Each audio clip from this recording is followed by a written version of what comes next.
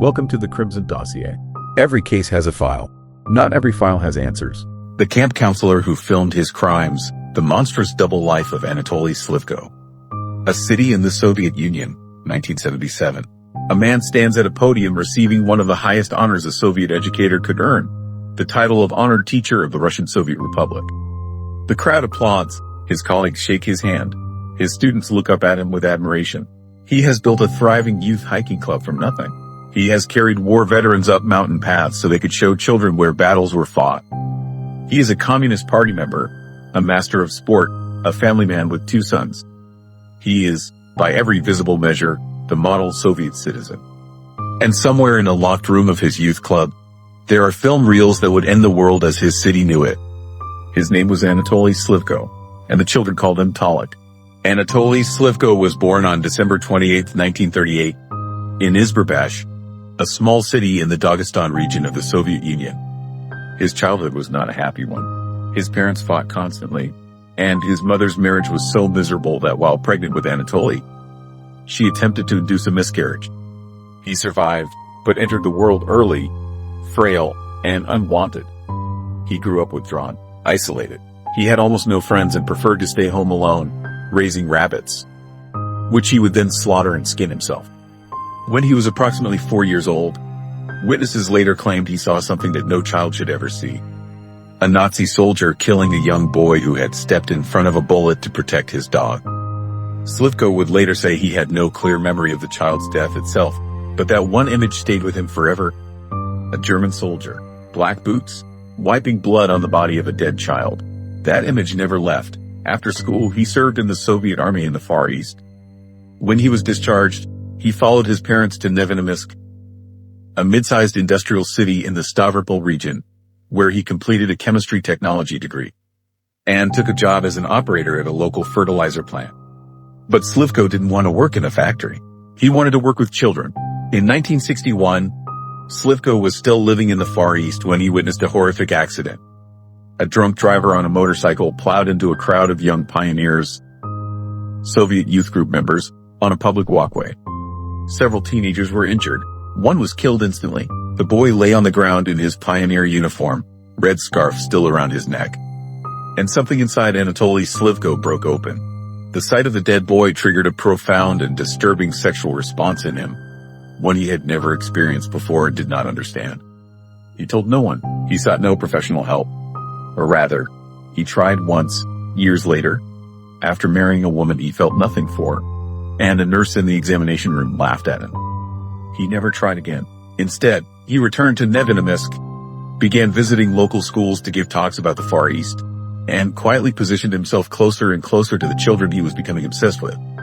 The city saw an enthusiastic community leader. No one saw what was underneath.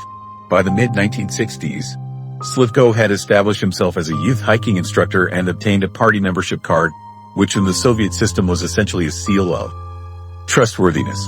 In 1966, local authorities gave him a building in the center of Nevinomysk for a youth tourism club. He called it romantic at first. Later, after a fire destroyed that building, the club was reborn in a new location under a new name, Churgid, an acronym meaning through rivers, mountains, and valleys. Churgid became a phenomenon. Under Slivko's leadership, the club organized mountain expeditions, taught survival skills, collected wartime artifacts for the local Museum of Military Glory, and hosted veterans who would speak to the children about the battles of World War II. He introduced a points system. Students earned scores for their work during hikes, and those points converted into actual money. The children loved it. The parents loved it. The city funded it generously. He received medals. He received commendations. In 1977, he was named Honored Teacher of the Russian Soviet Republic, one of the highest distinctions in Soviet education. He was also, by this point, already a murderer. Slivko had a passion for filmmaking. Since his army days, when someone had given him a Kvarts film camera, he had been shooting footage constantly, amateur films, club documentaries, award-winning local productions. The city celebrated him for this too. But the camera had another purpose. Slivko had developed a meticulous and monstrous plan to recreate the scene that had triggered his obsession. A boy in pioneer uniform, suspended, losing consciousness. He began approaching individual boys from his club. He had a story prepared for each one. To some, he said he was conducting medical experiments, testing how the body responds to oxygen deprivation, so that if a boy were ever buried in an avalanche in the mountains, doctors would know how to revive him. He told one self-conscious teenager who was insecure about his height that hanging from a rope would stretch his spine and help him grow taller. To others, he said he was writing a book about World War II and needed photographs of scenes where fascists hanged young pioneers who had helped the partisans. And sometimes, he simply said he was making a film. Each boy signed a written consent form, stating that his participation was voluntary. Each boy was paid for his silence afterward, and for a long time, they all survived. Slivko would dress the boy in pioneer uniform and black boots, led him to a makeshift gallows in a secluded location, and film what happened. Sometimes he used a plastic bag or a gas mask laced with ether instead. He knew exactly when to stop. He knew how to resuscitate. He did not always choose to. The first murder happened in 1964. 15-year-old Kolya Dobryshev came from a troubled family. His mother didn't notice he was gone for some time. When she did, the searchers found nothing. There was no club yet, no established pattern, no reason to look at the well-regarded factory worker who gave school talks about the Far East. Slivko dismembered the boy and disposed of the remains in the Kuban River. The second murder came nearly a decade later, 1973. 15-year-old Sasha Nesimianov, a KGB member, vanished before his mother's eyes after telling her he was preparing for a film shoot. She begged him not to say anything to his teacher about it. His teacher, when questioned, expressed great concern and wondered aloud why investigators hadn't come to him sooner. In 1975, 11-year-old Andrei Pogosyan didn't come home from what his parents understood to be a film shoot in a nearby forest. His belongings appeared on the city embankment the following morning, placed there deliberately by Slivko to suggest a drowning. Divers searched the Kuban. They found nothing. The case was closed. In 1980, 13-year-old Seryo Zafatnev, Slivko participated in the search for the missing boy. He spoke to the family with apparent grief. Then more, always boys, always between 11 and 15, always connected to the club, or to Slivko's expanding network of trust. 7 children were killed over 20 years. 43 others were subjected to his experiments and survived, most of them telling no one, or telling someone who didn't believe him. The end began in 1985, with the disappearance of 13-year-old Seryo Pavlov, the 7th and final victim. This time, Seryo had told a neighbor before he left that the director of the hiking club was going to photograph him for a magazine. The detective originally assigned to the case went on vacation. His replacement was a deputy prosecutor named Tamara Langueva. That choice changed everything. While Slivko was away on a trip to the seaside with his club members, Langueva quietly interviewed every child in KGB. They were reluctant to talk. Eventually, they did. One boy admitted that during a film shoot, he had hung in a noose for 6 minutes. He had lost consciousness. When he came to, his tongue was swollen and he couldn't walk. Slivko had walked him home.